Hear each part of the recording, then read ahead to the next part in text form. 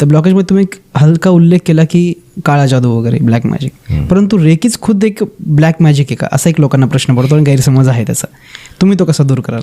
हे बघा, जी गोष्ट समस्या नष्ट करते ती गोष्ट ब्लॅक मॅजिक असू शकते का? अर्थातच नाही.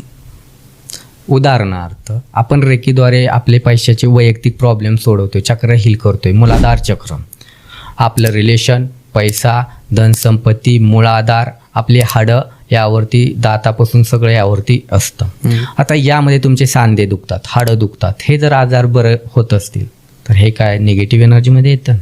पैशाचे आर्थिक प्रॉब्लेम, मूळ आधार, तुम्हाला कुठेही जायचं असेल तर पैसा आहे का विचारतो मला. जेव्हा आपल्याकडे पैसा कमी असतो तेव्हा पैसा वाढतो, ते काय निगेटिव्ह एनर्जी असे करू शकते का? नाही.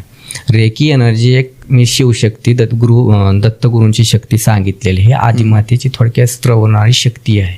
त्यामुळे ही ब्लॅक मॅजिकचा वगैरे एक प्रकार नाही. ब्लॅक मॅजिक म्हणजे काय, साधारणपणे लिंब कुणावरती उतरून टाकणे, हे कशात येतो? उताराचे येतात, नाही तांत्रिक गोष्टी येतात ना हो. तुम्ही बाकीच्या मिरच्या उतरून टाकता, हे काय कुठले प्रकार आहेत? तांत्रिक प्रकार आहेत. रेकीमध्ये काय करतोय, कॉल करतोय, आपल्या माध्यमामार्फत समोरच्याला उपचार करतोय.